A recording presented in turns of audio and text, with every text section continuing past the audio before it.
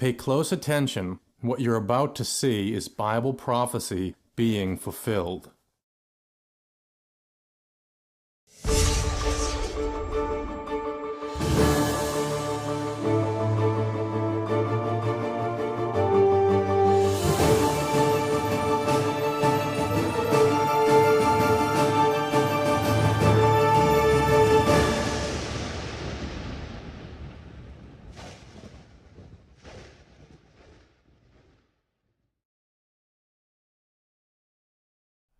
Welcome to another edition of YPN News, bringing you the news that relates to Bible prophecy and foretold by Yeshua Hawkins. Well, in the news this week, we're going to talk about Iran wanting to shut down the Straits of Hormuz, and this is not the first time that they've made this threat, so we'll have those details. Right. Also, we have President Vladimir Putin talking about the possibility of 2 new members joining NATO and how that would affect Russia, so his thoughts on that. And then we'll also discuss the team that the U.S. is putting together to hopefully get the peace plan in Israel up and going. So these stories and many more. But first, we're going to talk about the China-U.S. trade war that has been ongoing now for a few months and the latest moves there. Well, the Chinese ports like Shanghai and Shenzhen are bustling as usual amid fears that the trade dispute with the United States will cause disruptions to exports. But while the U.S. threatens to slap more tariffs on China, shipping containers are filled and piling up in ports everywhere across China.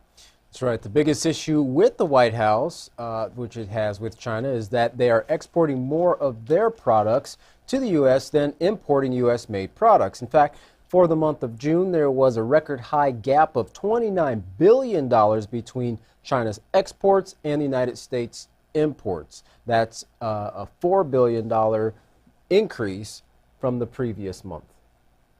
Over the first half of 2018, China exported 13.6% more products than they had previously, while U.S. imports only increased by 11.8% for the same time period. Now, all this despite 25% tariffs on aluminum and steel. Now, the two metals also hit record high sales due to strong international prices and a weak yuan.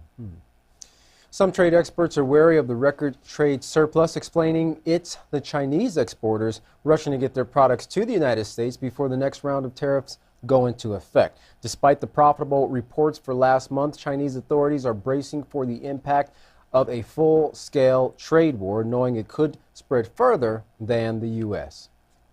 A spokesman for China's General Customs Administration recently said, looking at the current situation, this trade dispute will definitely have a certain impact on China-U.S. trade. Furthermore, it will have extremely disadvantageous impacts upon global trade. And there are more tariffs in the works. Washington has announced another 10% of tariffs that will be applied to $200 billion worth of products from the Asia country next week. Upon receiving this news, Beijing came out with an angry response, which included a 1,300-word document calling the latest tariffs slander. But China is not stopping there. It has also taken its case to the World Trade Organization. The Chinese Vice Minister of Trade, Wang Shouwen, recently spoke at a press conference where he said, for any talk to be successful, one party needs to take the gun off the head of the other party. And for any talk to be useful, one party needs to be keeping its words. While each country waits for the other to take a step back from this showdown, neither side does, and an all-out trade war may be unavoidable. But for now, China's port operators are moving forward unfazed. Well, the United States is not the only country China does business with. Germany is Europe's economic powerhouse, and when China's Premier Li Keqiang visited there last week, he signed a $24 billion deal with the Germans, vowing to keep free trade open between the two countries. Now, next week, the Premier will host a summit in Beijing with leaders from the European Union who also do not agree with U.S. trade practices. But the leader of the European Chamber of Commerce in China, Matt Harborn, says Europe does not want to take sides in the current trade dispute between the U.S. and China. However, many of the chamber's 1,600 members have complained that the investment climate is too restrictive right now. Mr. Harborn told Al Jazeera in a recent interview that China needs to recognize that the root cause of the problem is the perception that China's dragging its feet in fulfilling its own promises of reform and opening. China's President Xi Jinping likes to present himself as if he holds the standard for free trade. While he has made promises to widen access for foreign investors, a recent survey of European companies in China showed some had serious concerns about the pressure and restrictions applied by the Chinese government. Now, that echoes what President Trump has been saying. So for now, it seems Europe is cautious about moving too close to China. But there is one issue on which both sides do agree: the need to reform the World Trade Organization, which China has been a member of for 17 years now. Now, if that takes place, it could mean new rules which would force China to change some of its current trade practices. The summit coming up next week may show just how much China is willing to compromise. Whether by coincidence or not, WTO officials have been reviewing a number of China's trade policies. This comes as China's two main export markets, the United States and the European Union, are currently suing China through the WTO. Well, we can see that this is a complicated relationship between China, Europe, and the U.S. Absolutely. Well, President Vladimir Putin spoke out against NATO's recent moves to build stronger ties with Ukraine, warning there will be consequences. Now, the leaders of NATO met last month and agreed that Russia should pull its military troops out of Ukraine, Georgia, and Moldova. In a statement, President Putin said, "We will respond in kind to any aggressive steps that directly threaten Russia. Our colleagues looking to exacerbate the situation should think out the possible consequences of this irresponsible policy." President Putin, said the solution to providing security and stability in Europe lies in restoring trust, not in expanding NATO's military bases near Russia's borders. But that is exactly what NATO has been doing over recent years. Now, some allies have accused Moscow of using its own military to support pro-Russian forces in eastern Ukraine. Moscow has denied these allegations, however, and claims NATO is seeking pretexts to bring its forces closer to Russia. Well, Russia also warns they will take countermeasures if Sweden and Finland go ahead and join NATO. Russian Defense Minister Sergei Shoigu, talking to the Defense Ministry, said the drawing of Sweden and Finland into the NATO structure is cause for concern. An agreement was signed in May that stipulates their full involvement in NATO drills and the ability to use NATO command and control and weapons systems. Now, in return, Shoigu continued, NATO received full access to their airspace and territorial waters of these nations. I underline, such steps by our Western colleagues led to the destruction of existing security systems in the world. Now, bred more distrust, forcing us to take countermeasures.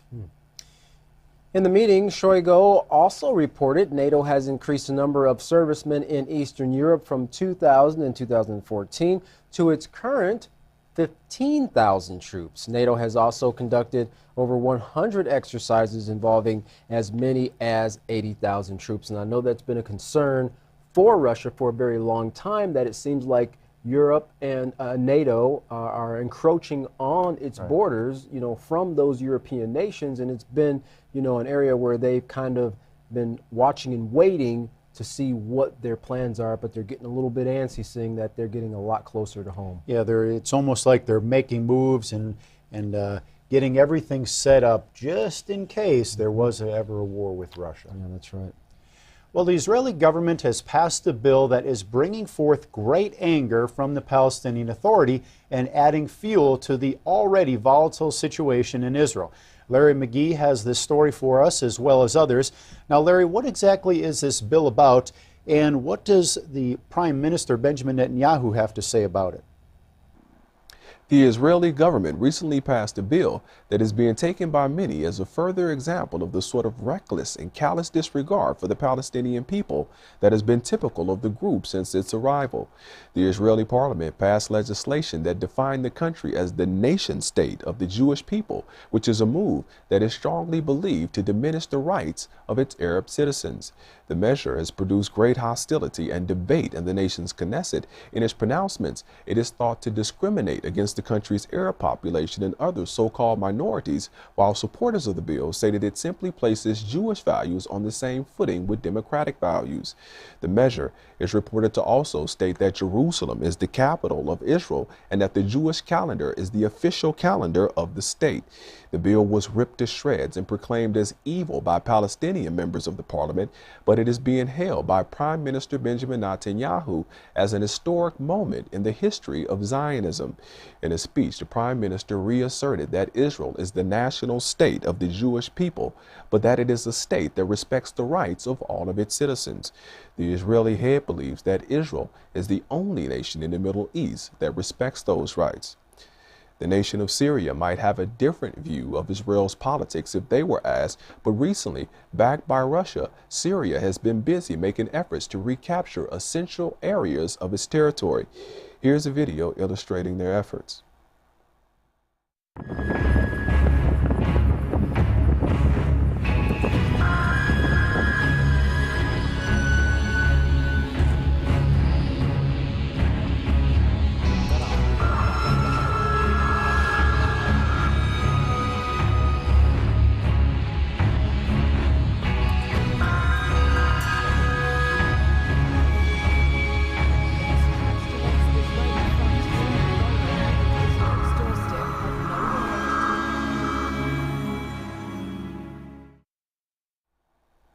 A contributing factor to the recent boldness of Israel is the support of the current administration in the U.S., specifically President Trump, who is in the headlines this week for more of what is being called his Twitter diplomacy.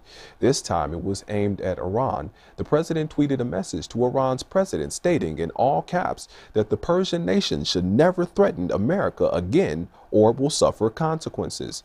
Senior officials in the Iranian government say that the president is really angry at himself because Americans have been trying for years now to convince other nations to confront Iran instead of cooperating with Iran, but they haven't succeeded.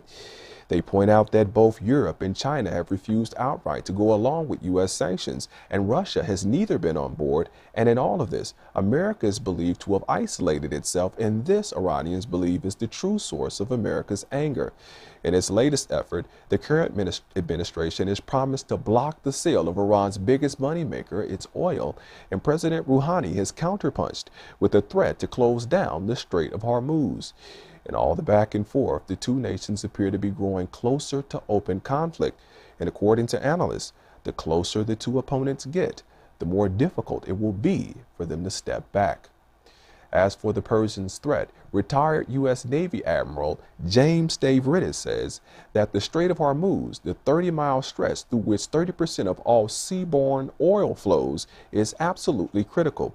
Iran is said to have made great on their threats to close the strait in the past, resulting in U.S. military operations like Praying Mantis conducted in the 80s. The former military official says that Iran could close the strait even today for as long as a matter of weeks through dropping thousands of mines into the water, for example. So the tit-for-tat comments being fueled by the president he believes should be taken very seriously and viewed as a crisis in the making. For YPN News, I'm Larry McGee. Katan Jeff, back to you.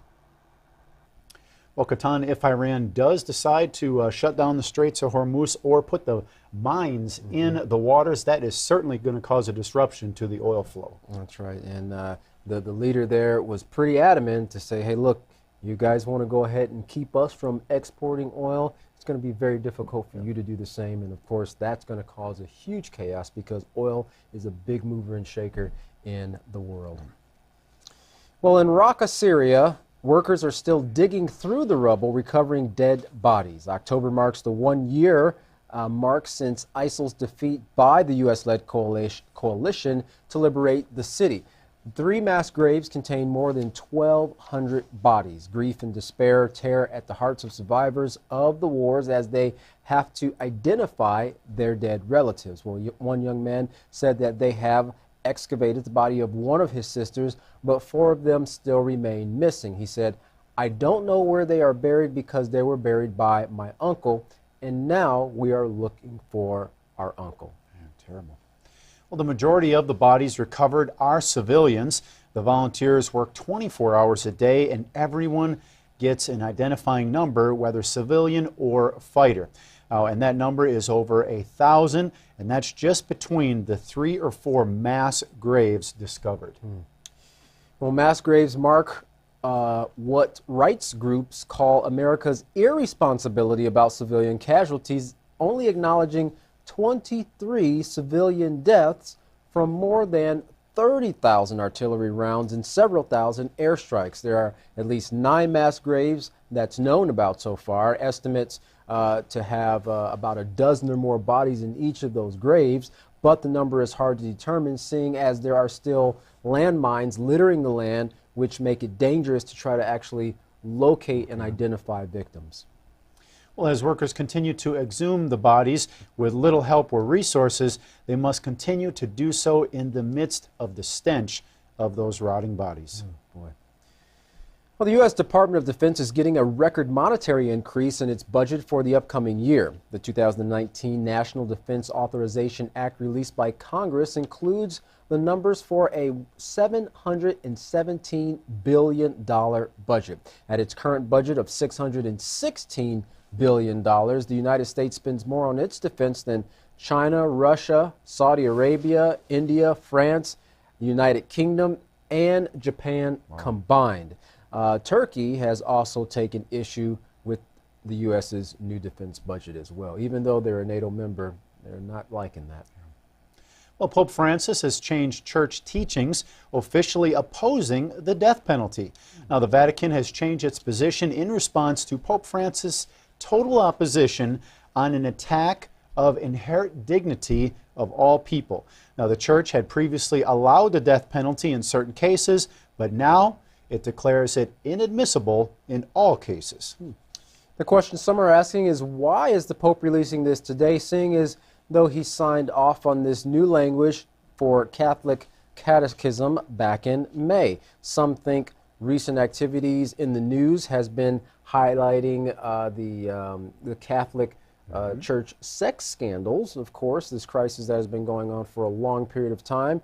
They think that, well, it might be a deflection from that. But, of course, that's hard to really say. Well, an elderly woman was nearly crushed to death at the Western Wall in Jerusalem when a 220-pound stone was dislodged from its place. Israelis said the stone may have come loose due to erosion from moisture in the nearly 4,000-year-old wall. Now, this comes after mourners flocked to the area to celebrate an annual day of mourning, remembering the 2 biblical temples that were destroyed in Jerusalem. Well, the U.S. is boosting its team for Mideast peace, led by Jason Greenblatt, Special Advisor Jared Kushner, and, of course, with help from Ambassador David Friedman. The team will include 3 groups, including politics and security, economic and strategic communication. The State Department, Pentagon, intelligence agencies, and Congress were all asked to donate quality manpower for a time period of 6 to 12 months while they get this peace process back to rolling again. Well, some say that this plan is the most detailed ever and is in its final state of tweaks. Now, don't celebrate just yet, as the formulation of the plan is the easy part, but getting both sides to get on board, that's the challenge. Yeah, well, many nations have actually been involved with this peace plan for a long period of time, and we can see not only with the peace plan that we're talking about here at the end of a broadcast, but also what we just covered with the trade wars, the conflict between the United States and Russia, you know, many areas of interest around the world. It's hard to get everybody on the same page when it comes to actually finding a solution. And with the Israelis and the Palestinians, as we mentioned about getting both sides to agree on, they've had so many years and generations to build this anger and the distrust and the frustrations that it's really hard. They have to put all that aside and really come to the table with a open mind and not having all those emotions influencing them if they're really going to get anywhere. So this would be pretty amazing if they were able to actually work through and get both sides to agree. Yeah, well, here in the United States, they're looking at building walls to separate people. But really what we need is a way to tear down the walls that have been, like you said, being built from generation to generation due to hatred. Great point. Well, if you'd like to find out a little bit more of how you can actually break down the walls of adversity and hatred in your nation and around the world, you can help out with that too. You can contact the House of Yahweh, and when you do, don't forget to request your free copy of the monthly newsletter and the Prophetic Word magazine. Here's how. To contact the House of Yahweh, you can write them at The House of Yahweh, P.O. Box 2498, Abilene, Texas 79604.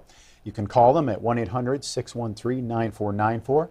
Visit them on any of their websites, Yahweh.com, YisraelHawkins.com, or Yahweh'sBranch.com. We also invite you to visit our website at YPNnews.com. If you would like to email the House of Yahweh, you can do so by emailing them at info@yahweh.com.